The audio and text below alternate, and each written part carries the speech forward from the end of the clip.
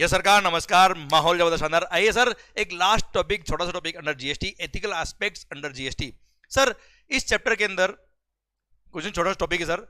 पूरे हमने जीएसटी में जहां जहां पढ़ा, आईटीसी पढ़ा, स्पेशल ऑडिट पढ़ा, रिफंड्स पढ़ा, जहां पे भी certificate is required to be given by the chartered accountant और अ प्रैक्टिसिंग कॉस्ट अकाउंटेंट, उन सबके प्रोविजंस को कंपाइल करके यह लिखा है कि ये सर्टिफिकेट या ये ऑडिट करते वक्त सीए साहब या सीएमए साहब जो है उनको थोड़ा ड्यू डिलिजेंस अपनाना चाहिए। बस ये लिखा है सर, कोई खास बात नहीं है। और वो कहाँ सर्टिफिकेट देना होता है उसका रिवीजन कर लीजिए आप। वैसे हम पढ़ चुके हैं रेस्पेक्टिव टॉपिक के टाइम पे।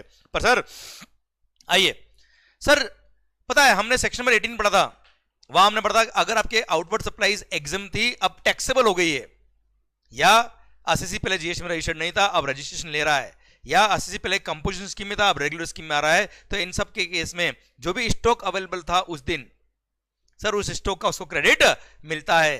तो उसका स्टॉक स्टेटमेंट सबमिट करना पड़ता था फॉर्म नंबर जीएसटी आईटीसी 01 में विद इन 30 डेज। तो वो स्टॉक स्टेटमेंट सबमिट करते वक्त ध्यान रखिएगा, अगर amount of ITC was exceeding ₹2 lakh, तब साथ में प्रैक्टिसिंग चार्टर्ड अकाउंटेंट और कॉस्ट अकाउंटेंट का सर्टिफिकेट भी अटैच करना पड़ता है कि जो आईटीसी आपने अवेल किया है, जो आईटीसी आपने अवेल किया है वो आईटीसी बिल्कुल सही है, हमने रिकॉर्ड्स डॉक्यूमेंट्स वेरीफाई किए। अच्छा, 2 लाख का अमाउंट सीजीएसटी, एसजीएसटी, आईजीएसटी सबको ऐड करके अगर एक्सीडिंग 2 लाख होता है तो सीए का सर्टिफिकेट या कॉस्ट अकाउंटेंट का सर्टिफिकेट चाहिए। तो सर यहां पे सीए को क्या ध्यान रखना चाहिए sir? A chartered accountant is required to examine the books of account and other relevant documents or records of the taxpayer and to provide a reasonable assurance that the amount declared in form number GST IT 01 have been accurately drawn from the books of account and other relevant documents and records of the taxpayer and is claimed as an ITC। मतलब सही claim किया है इसने, ये certify करना उसको sir. Clear, done, और कुछ नहीं सर।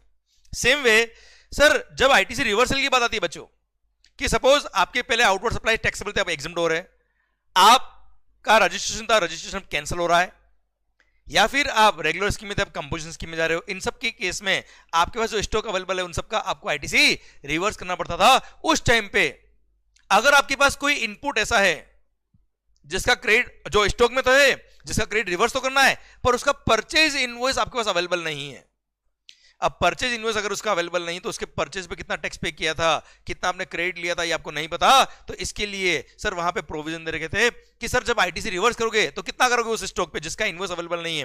तो इसके लिए आपको current prevailing market value of the goods जो होगा उसके हिसाब से जो टैक्स बनेगा उतना आईटीसी आपको रिवर्स करना है। अब ये प्रिवेलिंग मार्केट वैल्यू आपने सही ली कि नहीं ली है, इसके लिए आपको सीए और सीएमए का सर्टिफिकेट अटैच करना पड़ेगा कि जो प्रिवेलिंग मार्केट वैल्यू वो सही डिक्लेयर करी है। तो sir prevailing market price of the goods जो आपने डिक्लेयर करी है वो सही है कि नहीं है, this need to be duly certified by the practising chartered accountant और अ कॉस्ट अकाउंटेंट। पर ये सर्टिफाई तभी करना होता है जब उस इनपुट का आपके पास परचेज इनवॉइस अवेलेबल नहीं है। तो क्लियर, अब ये सर्टिफिकेट देते वक्त सर उन सीए साहब को एग्जामिन करना पड़ेगा on the basis of meticulous examination of the books of account and other relevant documents records, जिससे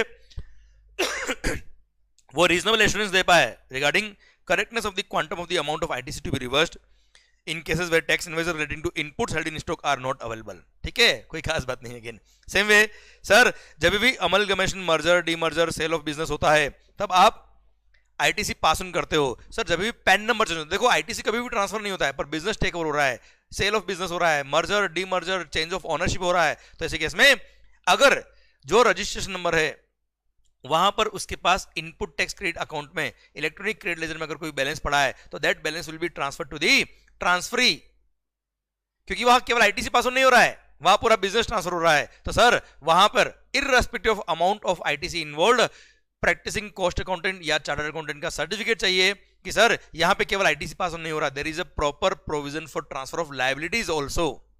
क्लियर सर, ये हमने ऑलरेडी पढ़े हुए हैं, ये पॉइंट मैंने आपको वापस रिवाइज कर दिया यहाँ पे कि सर जब यहाँ पे फॉर्म नंबर जीएसटी आईटीसी 02 फिल करके आईटीसी पास ऑन होता है तो साथ में आपको एक चार्टर्ड अकाउंटेंट या कॉस्ट अकाउंटेंट का सर्टिफिकेट भी अटैच करना पड़ेगा, certifying that there has been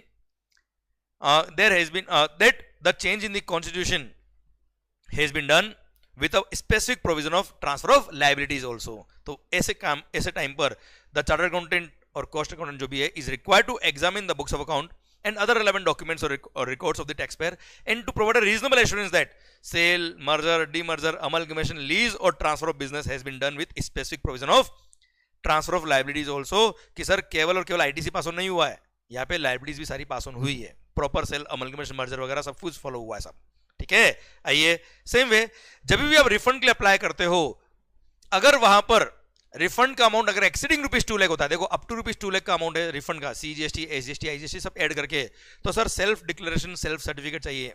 पर अगर amount of refund claim under GST is exceeding ₹2 lakh, तो प्रैक्टिसिंग चार्टर्ड अकाउंटेंट और कॉस्ट अकाउंटेंट का सर्टिफिकेट आपको अटैच करना पड़ेगा, जिसमें वो सर्टिफाई करेंगे कि that person who is claiming the refund is the exception to the doctrine of unjust enrichment, उसने ही बर्डन बोन किया, उसने आगे बर्डन शिफ्ट नहीं किया है।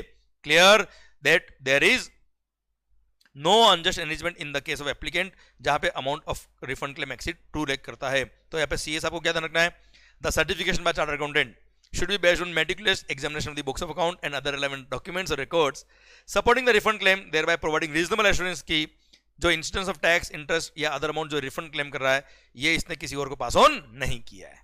Last point, special audit section number 66। आपको पता है सर असिस्टेंट कमिश्नर या उसके अबो रैंक वाले ऑफिसर के पास को लगता है कि उसकी ओपिनियन है कि जो असिस्टेंट ने आईटीसी क्लेम किया है या जो वैल्यू डिक्लेयर किया वो सही नहीं है, नॉर्मल लिमिट के अंदर नहीं है, तो ऐसे केस में after taking prior permission of the commissioner, वो चाहे तो उस असेसी को स्पेशल ऑडिट का ऑर्डर दे सकता है। और ये स्पेशल ऑडिट कौन कर सकता है, अ कॉस्ट अकाउंटेंट और अ chartered accountant who is nominated by the commissioner, वो ही ये ऑडिट करेगा। ऐसे केस में कमिश्नर साहब आपको अपॉइंट करेंगे, आपको वहां जाके ऑडिट करनी है। ऑडिट करनी तो अपने पर्सनल इंटरेस्ट में नहीं करनी है, डिपार्टमेंट के इंटरेस्ट में करनी है। वहां पे आपको फीस उससे नहीं लेना है, क्लाइंट से, डिपार्टमेंट से लेना है। And commissioner will finalise your expenses in your fees, और जो उसने फाइनलाइज किया वही फाइनल होगा, वही फीस आपको मिलेगी। एंड आपको वहां पे कोई पर्सनल रिश्ता डेवलप नहीं करना है सर। तो ऑडिट करते वक्त जो भी चीजें ध्यान रखनी पड़ती है वो सब कुछ यहां लिखी है, कोई खास बात नहीं है sir. Apart from all this, chartered accountant कई सारा रोल प्ले करता है इन कंसल्टेंसी